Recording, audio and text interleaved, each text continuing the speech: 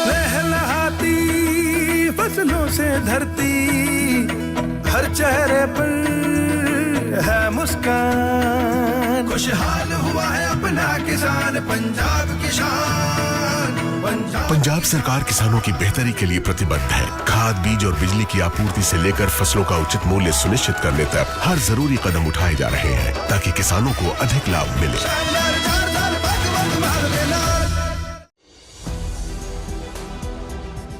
दोस्तों, बिहार की राजनीति में इन दिनों मुख्यमंत्री नीतीश कुमार के अगले कदम को लेकर सस्पेंस गहराता जा रहा है।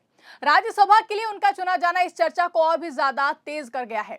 लेकिन दिलचस्प बात यह है कि उनका कार्यकाल 10 अप्रैल से शुरू होगा, जबकि संसद का बजट सत्र उससे पहले ही समाप्त हो जाएगा। ऐसे में ये साफ संकेत मिल रहे हैं कि वो 10 अप्रैल से पहले मुख्यमंत्री पद छोड़ने के मूड में बिल्कुल भी नहीं है।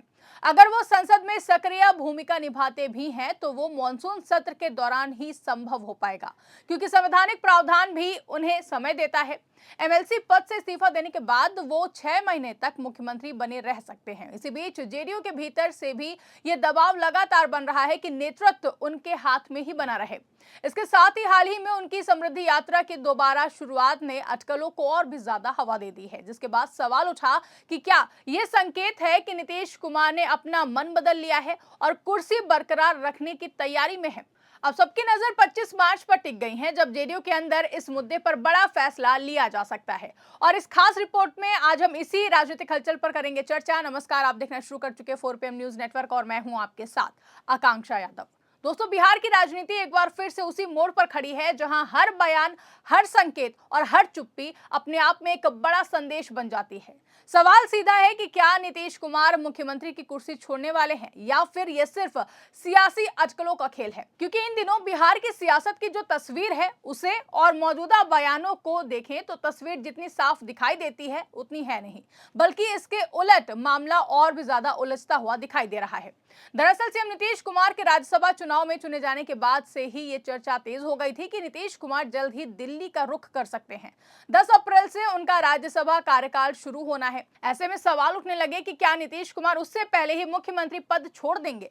लेकिन इसी बीच उनके कुछ कदम और बयान ऐसे सामने आए हैं जिन्होंने इन अटकलों पर ब्रेक लगाने के बजाय और भी ज्यादा हवा दे दी है। आज सत्ता की आंखों में आंख डालकर पत्रकारिता करना मुश्किल हो गया है। हम पर मुकदमों से लेकर चैनल को बंद करने का दबाव बनाया जा रहा है। मुश्किल दौर है, लेकिन हम हार नहीं मानेंगे। इसीलिए 4PM को ज्यादा से ज्यादा ज्वाइन करें और स्वतंत्र पत्रकारिता को जिंदा रखने के लिए जितना हो सके हमारा आर्थिक सहयोग करें। उम्मीद है कि आपके सपोर्ट से ये जंग भी हम जीत जाएंगे।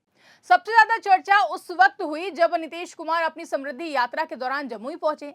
इस मंच पर उनके साथ बिहार के डिप्टी सीएम सम्राट चौधरी भी मौजूद थे। कार्यक्रम के दौरान नीतीश कुमार ने सम्राट चौधरी के कंधे पर हाथ रखते हुए कहा कि अब ये ही सब कुछ संभालेंगे और मेरे काम को आगे बढ़ाएंगे। इतना ही नहीं, उन्होंने जनता से हाथ उठवाकर समर्थन भी लिया। बस यहीं से सियासी गलियारों में हलचल तेज हो गई। अब इस बयान को लेकर जनता के एक हिस्से ने यह कयास लगाना शुरू कर दिया कि नीतीश कुमार ने अपने राजनीतिक उत्तराधिकारी का संकेत दे दिया है, यानी कि अब सत्ता की कमान धीरे धीरे सम्राट चौधरी के हाथों में जाने वाली है। अगर ऐसा होता तो ये भारतीय जनता पार्टी के लिए एक बड़ी राजनीतिक जीत होती, क्योंकि सम्राट चौधरी बीजेपी के बड़े चेहरे हैं। लेकिन कहानी यहीं पर पलट जाती है। इन सभी अटकलों पर विराम लगाते हुए बिहार सरकार में मंत्री विजय कुमार चौधरी ने बड़ा खुलासा कर दिया है। उन्होंने साफ शब्दों में कहा कि इस बयान को गलत तरीके से पेश किया जा रहा है।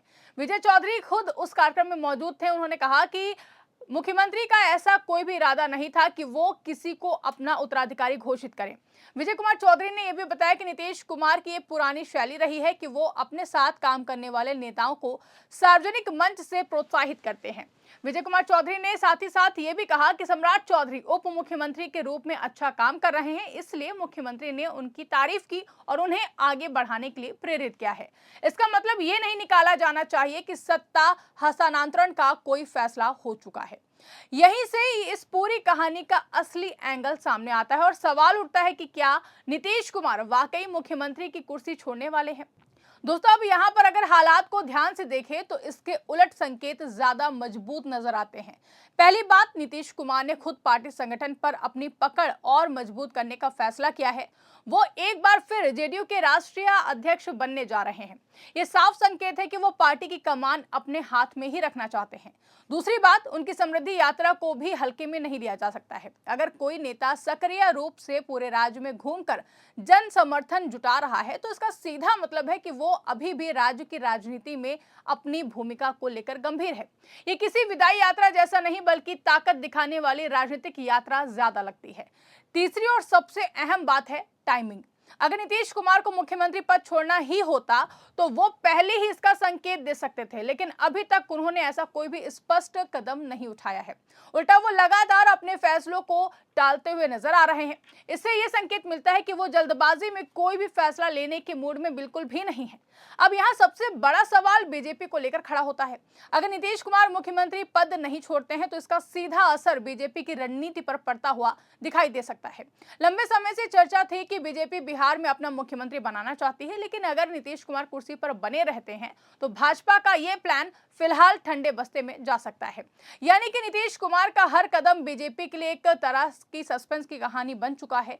वो ना तो साफ तौर पर कुर्सी छोड़ने की बात कर रहे हैं और ना ही पूरी तरह से इनकार कर रहे हैं, और ये सस्पेंस ही उनकी सबसे बड़ी राजनीतिक ताकत बन गई है।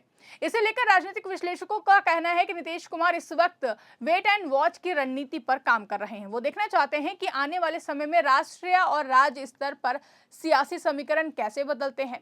खास तौर पर मई में होने वाले चुनावी नतीजों के बाद तस्वीर काफी हद तक साफ हो सकती है। यानी अगर बीजेपी का प्रदर्शन कमजोर रहा तो नीतीश कुमार की स्थिति और भी ज्यादा मजबूत हो सकती है। ऐसे में वो मुख्यमंत्री पद छोड़ने का जोखिम शायद ही उठाएंगे। वहीं अगर बीजेपी मजबूत स्थिति में आती है तो दबाव बढ़ सकता है, लेकिन फिलहाल नीतीश कुमार और उनकी पार्टी की ओर से जो संकेत मिल रहे हैं वो यही बताते हैं कि नीतीश कुमार इतनी आसानी से तो कुर्सी छोड़ने वाले नहीं है। विजय कुमार चौधरी के बयान ने भी इस ओर इशारा किया है।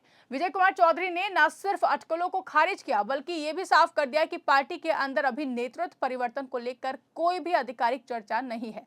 यानी कि जो कुछ भी चल रहा है वो ज्यादातर कयास है, ठोस हकीकत नहीं है। कुल मिलाकर दोस्तों इस पूरे घटनाक्रम ने बिहार की राजनीति को एक बार फिर से दिलचस्प बना दिया है। एक तरफ राज्यसभा का रास्ता खुला है, दूसरी तरफ मुख्यमंत्री की कुर्सी है और बीच में गठबंधन की राजनीति का दबाव।